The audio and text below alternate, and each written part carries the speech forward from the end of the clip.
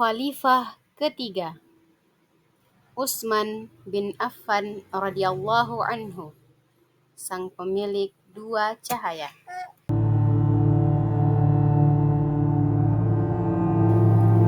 Islam datang tidak berjalan dengan mulus.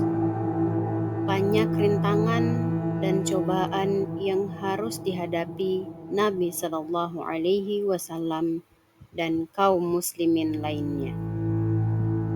Banyak siksaan dari kaum Quraisy terhadap orang-orang muslim saat itu. Bahkan paman Nabi sendiri pun juga memusuhinya. Salah satunya adalah Abu Lahab.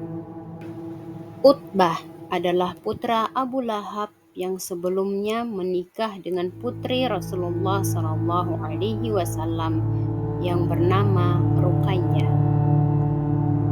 Namun, Abu Lahab begitu membenci Islam dan Nabi Muhammad SAW sampai-sampai dia menyuruh anaknya Utbah agar menceraikan Ruqayyah, putri Nabi SAW.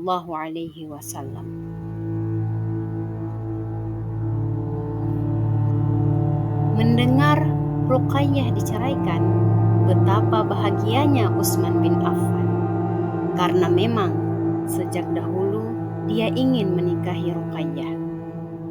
Kemudian Utsman pun ketika telah selesai masa iddah Ruqayyah, ia langsung melamarnya dan Nabi SAW menikahkan Ruqayyah dengan Utsman bin Affan.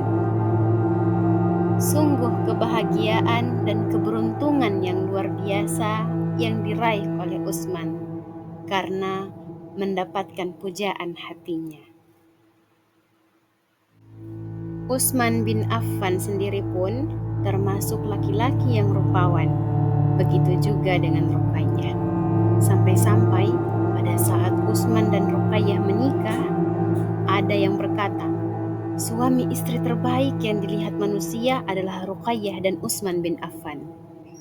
Namun, meskipun Utsman bin Affan telah menjadi menantu Rasulullah SAW dan dari keluarga yang terpandang laki kaya, dia tetap tidak terlepas dari berbagai siksaan dari kaum Quraisy. Bahkan, Utsman bin Affan mendapatkan siksaan dari pamannya sendiri, yaitu Al-Hakam. Ya, Al-Hakam sangat tidak rela jika Utsman bin Affan masuk Islam, sehingga dia menangkap Utsman bin Affan dan mengikatnya. Al-Hakam berkata, apakah kamu membenci agama nenek moyangmu dan masuk ke dalam agama yang baru? Demi Allah, aku tidak akan membiarkanmu sampai kamu mencampakkan agamamu. Utsman bin Affan menjawab, demi Allah, aku tidak akan pernah meninggalkan selama-lamanya. Aku tidak akan berpisah dari nabiku selama aku hidup. Keteguhan Utsman bin Affan terhadap Islam sangatlah kokoh dan kuat.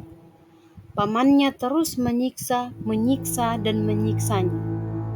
Namun, Utsman masih tetap terus kokoh dan kuat dengan pendiriannya terhadap Islam. Hingga akhirnya, pamannya pun berputus asa dan akhirnya melepaskan Utsman bin Affan dari ikatannya. Namun, tidak hanya sampai di sini saja. Meskipun telah terlepas dari pamannya, Utsman bin Affan masih mendapatkan siksaan lain dari kaum Quraisy.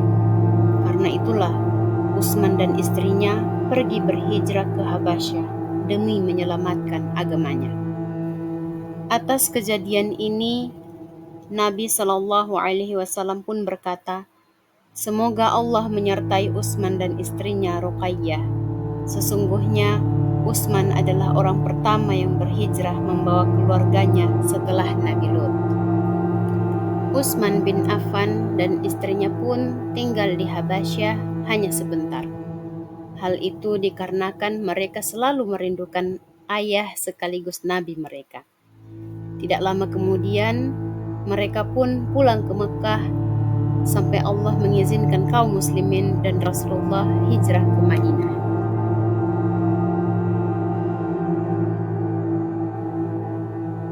mengapa Utsman tidak menyertai perang Badar, namun Nabi Muhammad menganggap Utsman ikut? Kisah sahabat Utsman bin Affan dalam perang Badar bermula saat Ruqayyah, istri Utsman bin Affan, mengalami sakit keras. Lalu Utsman sibuk merawatnya, sehingga Nabi Shallallahu Alaihi Wasallam memerintahkan Utsman bin Affan untuk tinggal di Madinah dan menemani Ruqayyah. Akan tetapi takdir berkata lain. Ruqayyah meninggal